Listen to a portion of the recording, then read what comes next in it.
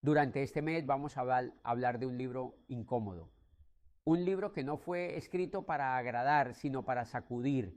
Vamos a caminar con calma, pero sin anestesia por las ideas de la conspiración de los ricos, escrito por Robert Kiyosaki. La invitación es simple y directa.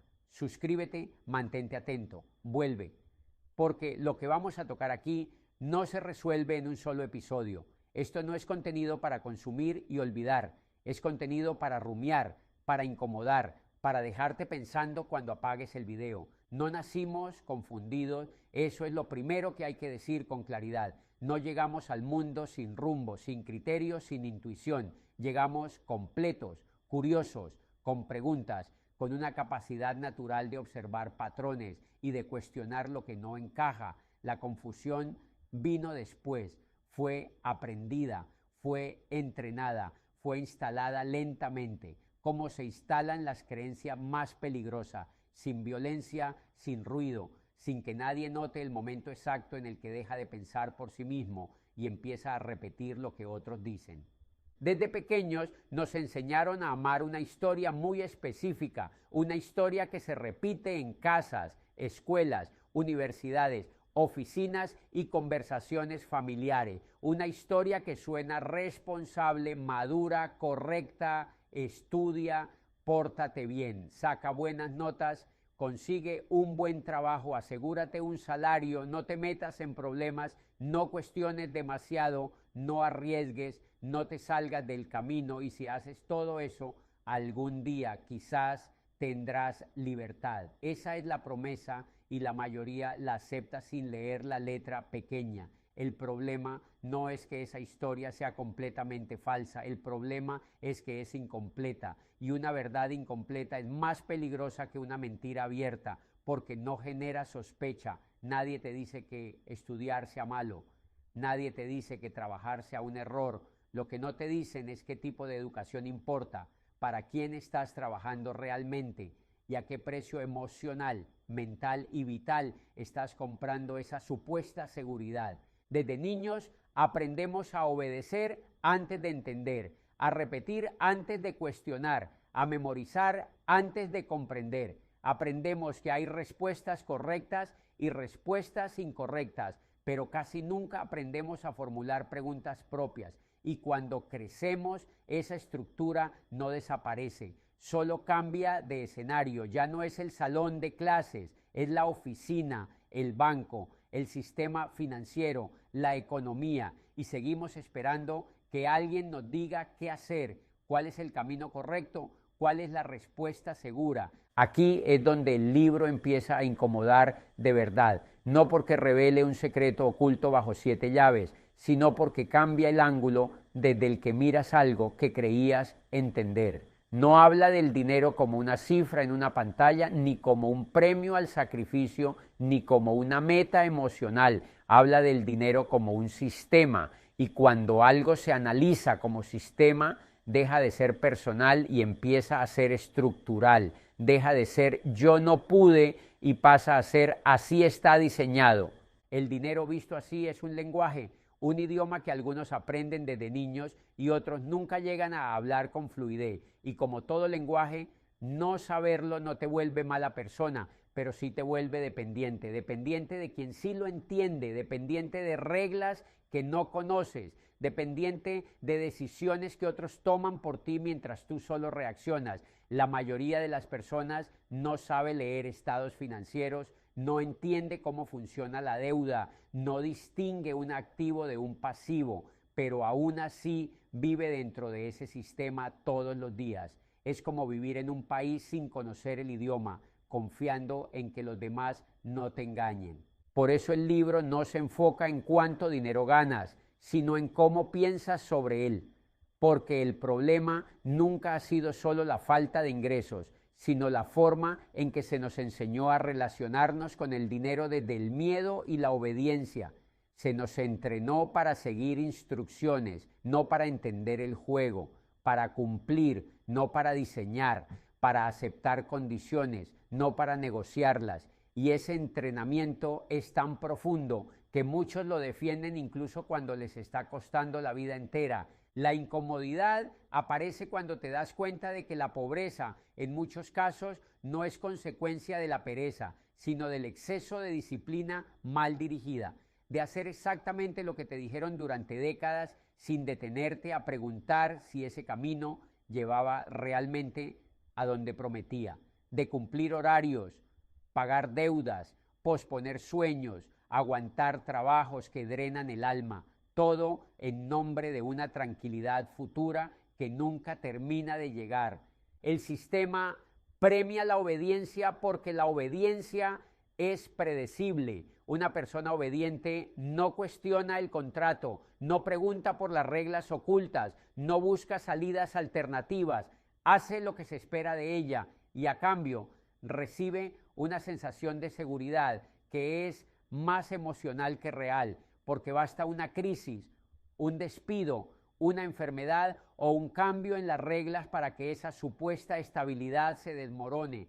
Pero mientras tanto la persona sigue creyendo que hizo lo correcto. El libro incomoda porque sugiere algo difícil de aceptar, que muchas de las decisiones que creemos propias fueron en realidad heredadas, que el guión de vida que seguimos no lo escribimos nosotros, pero lo repetimos con convicción porque nos enseñaron que cuestionarlo era peligroso, que salirse del camino seguro era irresponsable, y así aprendimos a amar una estructura que nos limita porque nos prometía protección. Hablar del dinero como mecanismo de control no significa que alguien esté moviendo hilos desde la sombra todos los días, significa algo más simple y más potente, que las reglas del juego benefician a quienes las entienden y castigan a quienes solo las obedecen, que el control no se ejerce con fuerza, sino con ignorancia normalizada, con educación incompleta, con miedo social al error, con la idea de que pensar distinto es arriesgar demasiado. Y aquí aparece la pregunta que el libro deja flotando, sin responderla por ti. ¿Cuántas veces elegiste lo seguro, no porque lo deseabas, sino porque te enseñaron que desear algo distinto era inmaduro? ¿Cuántas veces confundiste tranquilidad con resignación? ¿Cuántas veces defendiste un camino que no te hacía libre solo porque era el único que conocías? Esta es la parte que duele, porque no señala a un enemigo externo, señala un hábito interno, la costumbre de obedecer sin entender, de aceptar sin cuestionar, de vivir dentro de un sistema complejo con herramientas demasiado simples. Y cuando esa conciencia aparece, ya no puedes volver atrás, porque ya no se trata de cuánto dinero tienes, sino de cuánto control real ejerces sobre tu tiempo, tus decisiones y tu vida. Ahí es donde el libro deja de ser sobre finanzas y se convierte en un espejo incómodo, uno que no te acusa, pero tampoco te absuelve, uno que te muestra que la verdadera pobreza no siempre es económica, a veces es mental, a veces es estructural y muchas veces es el resultado de haber sido demasiado obediente en un mundo que recompensa a quienes se atreven a entender antes de obedecer. Nos enseñaron a asociar seguridad con dependencia. Seguridad es tener un sueldo fijo, seguridad es no moverte mucho, seguridad es no fallar, seguridad es no llamar la atención y sin darnos cuenta empezamos a tomar decisiones no desde el deseo, sino desde el miedo, miedo a perder el empleo, miedo a no pagar las cuentas, miedo a equivocarnos, miedo a decepcionar, miedo a salirnos del molde. Y cuando el miedo se vuelve el motor principal, la vida se vuelve pequeña, aunque por fuera parezca estable. El sistema no necesita personas brillantes, necesita personas predecibles, personas que sepan cumplir horarios, pagar impuestos sin entenderlos, endeudarse sin cuestionarlo y consumir sin parar, personas cansadas pero no furiosas, agotadas pero no despiertas. Y para lograr eso no hace falta una conspiración secreta en una sala oscura, hace falta algo mucho más eficiente, una narrativa bien instalada desde la infancia. La mentira que nos enseñaron a amar no dice no pienses, dice confía, confía en el sistema, confía en que alguien más sabe, confía en que si haces lo que todos hacen, estarás bien. Y esa confianza ciega es la que el libro pone sobre la mesa, no para generar paranoia, sino para recuperar algo que perdimos temprano, la capacidad de mirar con distancia, de analizar, de decir, esto no me cuadra. Cuando alguien cuestiona este camino suele recibir etiquetas rápidas, soñador, irresponsable, rebelde, inmaduro, y eso no es casual. El sistema se protege no solo con leyes, sino con presión social, con vergüenza, con miedo al qué dirán. Por eso muchas personas sienten que algo no encaja en su vida, pero no lo dicen en voz alta. Siguen, aguantan, se convencen de que el cansancio es normal, de que la ansiedad es parte de crecer, de que la frustración es el precio de la estabilidad, pero hay una grieta, siempre la hay. Un momento, a veces silencioso, en el que alguien se pregunta, si hice todo lo que me dijeron, ¿por qué no me siento libre? ¿Por qué el dinero nunca alcanza? ¿Por qué el tiempo nunca sobra? ¿Por qué el miedo nunca se va? Esa pregunta es peligrosa para el sistema porque no tiene una respuesta simple y porque suele ser el inicio de un despertar incómodo. Este libro no ofrece consuelo, no acaricia el ego, no promete resultados rápidos. Lo que hace es señalar una estructura, mostrar que la educación tradicional no está diseñada para crear personas financieramente libres, sino funcionales, que el lenguaje del dinero se enseña tarde, mal o nunca, y que quienes entienden ese lenguaje juegan un juego distinto, con reglas distintas, mientras la mayoría ni siquiera sabe que hay un juego. Hablar de ricos y pobres aquí no es hablar de montos en una cuenta bancaria, es hablar de mentalidades, de cómo una persona interpreta el riesgo, el error, la deuda, el tiempo, de cómo algunos ven oportunidades donde otros solo ven peligro y de cómo esas diferencias no nacen del azar, sino del aprendizaje, de la exposición y muchas veces del permiso interno para pensar distinto. La mentira más profunda no es que el sistema sea injusto. Esa injusticia, de hecho, muchos la intuyen, la comentan en voz baja, la sienten en el cuerpo cuando el esfuerzo no se traduce en avance.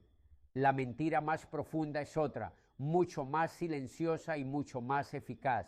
La idea de que el sistema es neutral, que no favorece a nadie en particular, que no castiga a nadie en particular, que simplemente es así, que funciona como una ley natural, como la gravedad, imposible de cuestionar y mucho menos de modificar.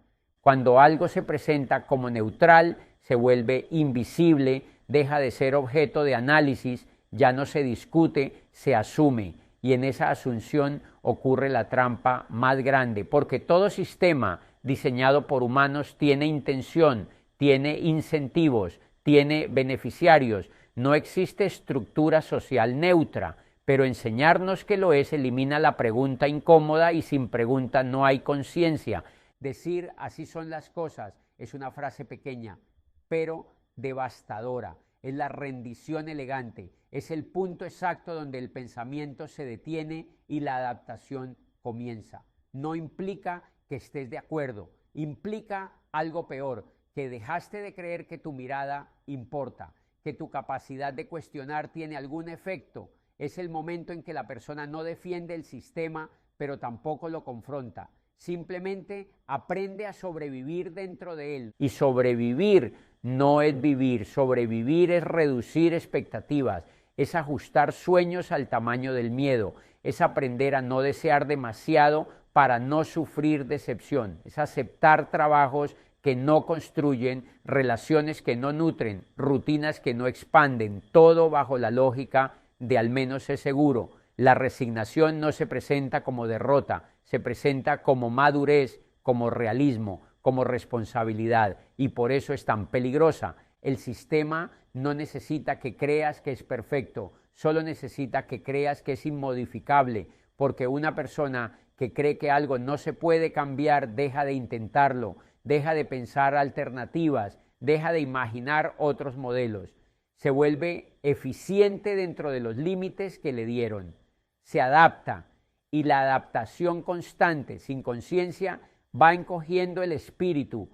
Cuestionar en este contexto no es solo hacer preguntas, es un acto de rebeldía silenciosa, es negarte a aceptar que tu lugar en el mundo ya está definido, y por eso se nos enseñó que cuestionar es perder el tiempo, que es infantil, que es improductivo, que los rebeldes no llegan lejos. Pero curiosamente, casi todas las grandes transformaciones de la historia comenzaron con alguien que no aceptó el así son las cosas. La resignación es oro puro para cualquier estructura de poder porque es barata, no requiere represión, no requiere censura, no requiere violencia, solo requiere cansancio. Personas cansadas de luchar, cansadas de intentar, cansadas de esperar, personas que ya no se preguntan si podría ser distinto, sino cómo aguantar un poco más. Personas que confunden estabilidad con inmovilidad. Una persona resignada no se revela porque ya no siente que tenga derecho a hacerlo, no porque esté satisfecha, sino porque ha internalizado la idea de que su margen de acción es mínimo, que lo único que puede hacer es adaptarse mejor, ser más eficiente, ser menos problemático, y así, poco a poco, se va encogiendo. Reduce su voz, reduce su ambición, reduce su curiosidad, reduce su vida. Lo más inquietante es que esta resignación muchas veces se hereda, se transmite como consejo bien intencionado. No te metas en problemas, no arriesgues tanto.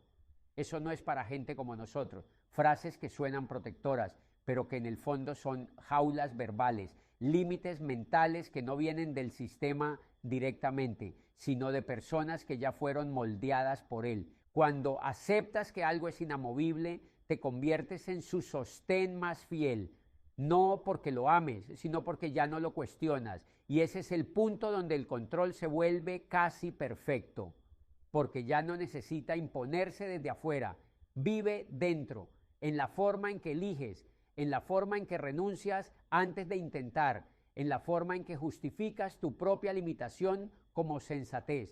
Este libro incomoda precisamente ahí, no porque prometa una salida mágica, sino porque te devuelve la pregunta, te obliga a mirar lo que has dado por sentado, te incomoda la idea de que quizá no todo es tan natural como parece, que quizá algunas reglas existen no porque sean inevitables, sino porque la mayoría dejó de cuestionarlas hace tiempo. Y cuando esa duda aparece, ya no puedes volver a decir así son las cosas con la misma tranquilidad, porque algo dentro de ti empieza a sospechar que tal vez lo que llamamos realidad no es más que una costumbre demasiado larga, sostenida por demasiada resignación acumulada. Durante este mes vamos a ir desarmando esa historia pieza por pieza, no para reemplazarla por otra promesa vacía, sino para dejar espacio para que cada quien observe su propia relación con el dinero, con el trabajo, con el miedo, espacio para ver cuántas decisiones no fueron realmente elecciones, sino reacciones aprendidas. No se trata de odiar el sistema ni de idealizar la riqueza, se trata de entender, de ver con claridad, de dejar de amar una mentira solo porque es cómoda, porque mientras sigamos amando una narrativa que no nos sirve, seguiremos defendiéndola incluso cuando nos está ahogando.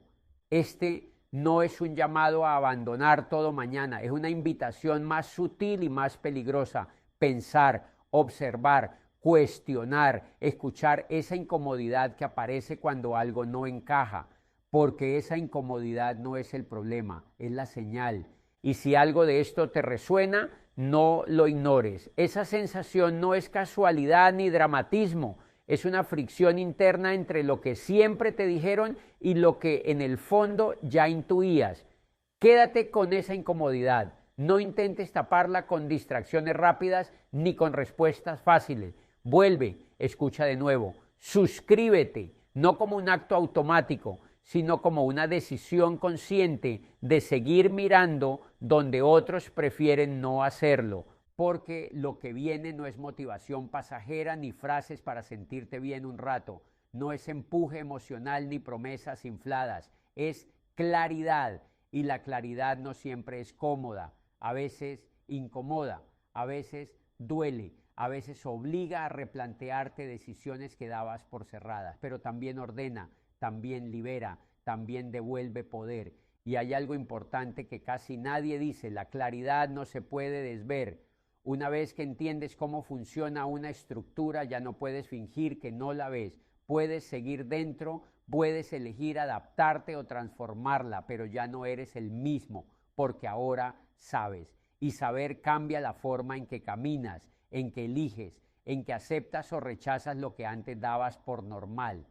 Por eso este no es un contenido para consumir rápido, es una invitación a quedarte despierto, a volver, a acompañar el proceso completo, porque cuando la claridad llega, no grita, se queda, y desde ahí ya nada vuelve a ser exactamente igual.